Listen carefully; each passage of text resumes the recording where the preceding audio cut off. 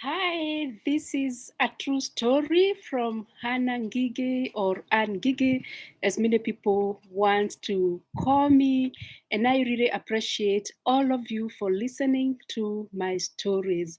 So, this day, I am thanking God for life and thanking God for an opportunity to be able to share with you about my life and that of my family, together with my mother and my father.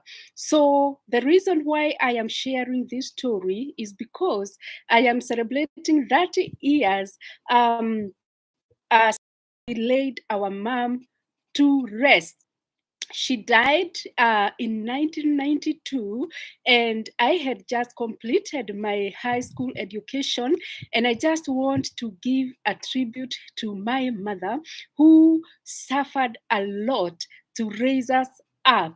And she was also raising up her own siblings. She was also helping her mother, who was a widow by that time. As a single mother, she worked in a pub. She sold beer. She did everything to make sure we all go to school and we all have something to eat. Some of those days, we did not even have breakfast. We did not even have lunch, but we had a good dinner. We never went a day without food. At least, even if we missed some 2 meals, we were able to have enough for our dinner. And I can tell you, feeding a family of 9, it's not easy because we were 4 of us, 3 sisters and 1 brother, and then she had taken her 2 brothers and 1 sister and a cousin who was living with us at that time. She was also taking care of her mother. So, and she also had other siblings who were married because, girls' education was not a thing then. And my grandmother would not have afforded even to take girls to school. So, what she did, she worked to make sure all the boys went to school. My mother only had a 1 year education in a nursery school. And I understand that she took herself to nursery school because my grandmother would not afford to take her girls to school. So, what my mother did, she dropped out of school after only 1 year and decided to be accompanying my grandmother to the farm. That time they were working in coffee plantations. So she would accompany my grandmother, her mom, to the farm to work, and whatever they got, they were able to educate boys, and that's how they survived as a family. It didn't take long before a man who was the supervisor in one of those coffee plantations spotted my mother, and this guy, of course, alikatia mama yangu. So anyway, they became lovebirds, and now my mother was married at a very young age. I think she was a teenager, and if I'm not wrong, she may have been 15 years old when she got married. Anyway, I don't know how that life was, but we are told that it wasn't a good life because her first pregnancy was a miscarriage. And the reason that it became a miscarriage, my father used to beat her. Domestic violence did not start yesterday. Domestic violence started many years ago. My father started beating my mother, and what resulted is a miscarriage. I hear the baby was 7 months, according to the stories that I hear from my grandmother, and my father would toss her from corner to corner, kick with, his legs, and ended up, my mother ended up losing her firstborn son. And after a short while, my elder sister was born, and the beatings continued. After 1.5 years after my sister, I was born, and of course the beatings continued. So stories have been told how my mother used to run away from my father, going to her mom's house, and then of course, because it was that time where my grandmother was also suffering, so there was a problem. Putting food on the table was a problem. So my mother would go back to my father and then receive another beating, and then it was like on and off. So it's like beatings were there order of the day. And then comes my brother, who was born 2 years later after myself. And then this is where things became even worse, because my mother was operating a shop with my father. My father was working somewhere and my mother had this shop. So what happened when my younger brother was born? My mother had just come from the maternity, and so my father called his brother, who is now my uncle, to come and help my mother sell the shop. But this brother mismanaged the shop and there was no stock to sell. Then he comes and accuses my mother to my father, saying that she has mismanaged the shop. And my mother received a beating that caused, her permanent marks, injuries on her face, and she ran away, naked, and she went to my grandmother's home, which I hear was not very far away from where we used to live. So she ran naked, and after a while my father took this baby, my brother, because my mother had left this baby, he was very young, and my father brought that baby to my grandmother's house, and he left the baby in the farm, there. And then they had a cry. When coming out, they found this is, the baby crying. And my mother took the baby in. And so my mother was never to go back.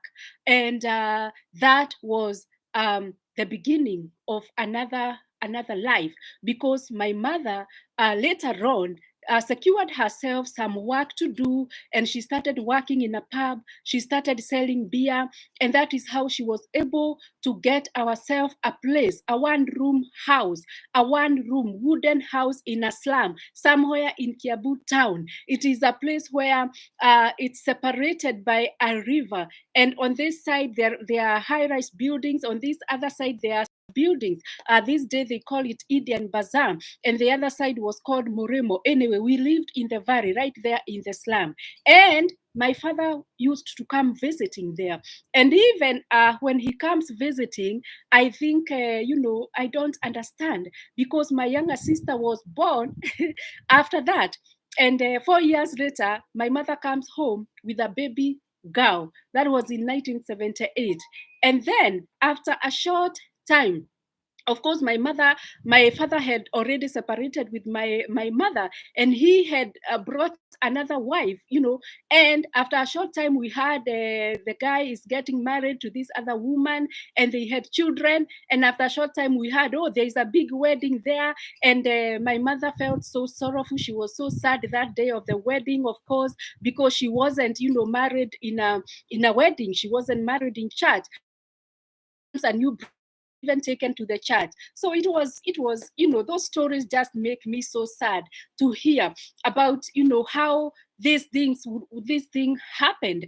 But my sister was born, and it didn't take long before my father was hospitalized, and we understand that he had diabetic, and his legs got swollen, and he was admitted in a hospital, and he never came out alive. That's how my father died in 1980. So when my mother heard that, of course, she wanted to go to attend the burial, but the family denied her access. Even when he was admitted in the hospital, they denied my mother access to go and visit my father in the hospital. And the family had already rejected my mother, including her children. And so we never even grew up knowing these people, because they denied us, they rejected us. And so we were kind of outcast. But my mother raised us as a single mother. She raised us well. She took us to school. We went to, of course, public schools. And God is so faithful, because we all managed to go to school. And she also managed to take her own siblings to school. And even one of them became a teacher. And, that is a milestone. So I am grateful to God for what my mother did. And God was able to help us live with my mother for several years after the separation. But you can imagine the magnitude of stress that she had, because she was stressed, she was depressed, she had physical injuries, emotional injuries. And I think that is the reason why She just got a headache and died within 2 weeks, being taken from this hospital to the other hospital. And after being there for about a week, she succumbed to death. And that really makes me so sad, because I can tell her death was as a result of domestic violence. So I know today families are undergoing domestic violence. I am here to say we can stop this. We can stop this. You don't have to die there. You don't have to be beaten every day, and yet you stay there because you are saying that you are protecting your children. Let me tell you, you will die, and your children will be left there, and they will suffer. The best thing you can do today is to just go out, go out. Don't wait until the time you are beaten to death and then maybe you run away that time. You can make that decision now for the sake of your children. And when you go, please do not leave your children back. Take your children. Today we have cases of children who were left, and the fathers have decided, like to deny the mother the access to their children. I have heard those stories. It is so sad to hear that somebody, a stepmother, is taking care of your children.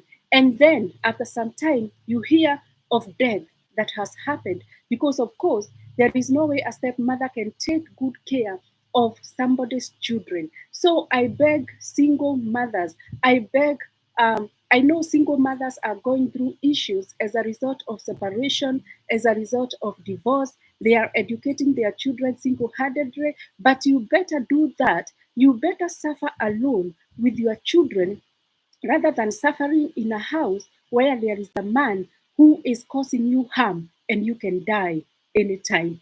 My take for you is that you don't have to wait to die. Just move out.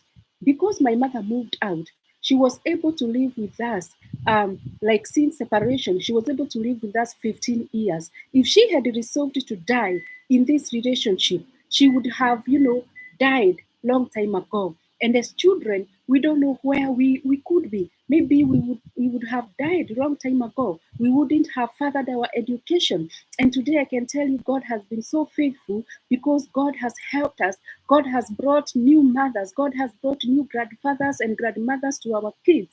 And we are able to, educate our children. We are able to, live a good life. You don't have to have a man to live a good life. And I'm saying, I know that there are good men out there. I am talking about brutal men. I'm talking about men who beat their wives. How can you say that you love your wife and then you are battling your wife to death? That you can toss this wife left, right, and center until she miscarriages, and yet you say that you love this woman. That is a lie, and it is a lie from the devil. I just want to tell you, you can move away. You don't have to wait to die. We can stop this.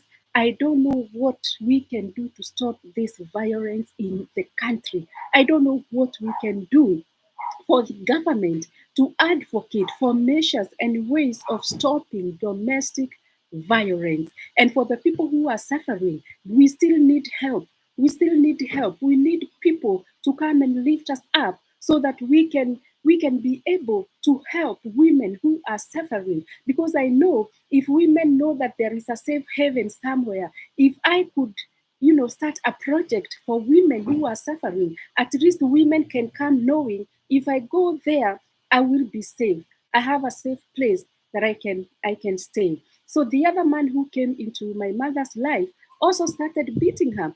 And this guy had another wife. So it is very funny that my mother suffered. She suffered under two men who claimed to love her, and yet they did not love her. This other one caused a lot of harm, and he is even the one who really led my mother to death. Because when he came one night and he wanted to rape my sister, and then my sister went and reported to my mother, and so he became so furious, he beat my mother to death. My mother was admitted in the hospital, and he had bodily harm. He had one of the eyes was almost coming out, and he was admitted in hospital, and he lived, with a headache for so long, and that headache is the one that killed my mother. So And because he wanted, I mean, my mother wanted to separate with this guy did not want my mother to go. He just wanted to continue beating my mother as if my mother was was a pumping thing. Yeah, So anyway, as a result, my mother died. But I can say we can stop this. We can stop this violence. I am a believer of transformation. I am a believer of change. And if God can help me, I would want to air my voice out there, and be able to talk against domestic violence that is killing many women. And if women are lucky, they are becoming single mothers. I think we have the highest single mothers in my country, Kenya, and even in Africa and the world. But we can stop this. We don't have to continue, becoming single mothers. We don't have to continue divorcing. We don't have to continue this death. Something can be done for the sake of our children. Something can be done.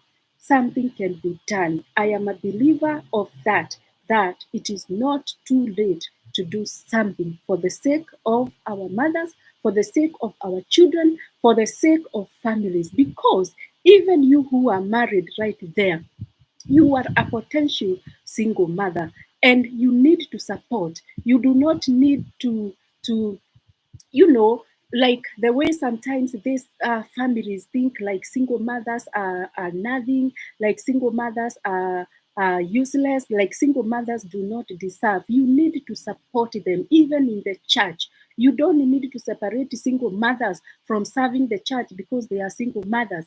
Even widows are complaining today. We need to support them because anyone can become a single mother and anyone can become a single father. It can happen through many things. It can happen even through death. That is how we have so many widows in Kenya. And why are we having widows in Kenya? It is some of these things that are happening because even the fathers, many things are happening. Deaths can happen to anyone. And some of these deaths are as a result of stress and depression. So something can be done. That is my take. May the Lord bless you. May the Lord keep you. I pray that God will give me a platform to be able to raise my voice for the sake of others. Shalom.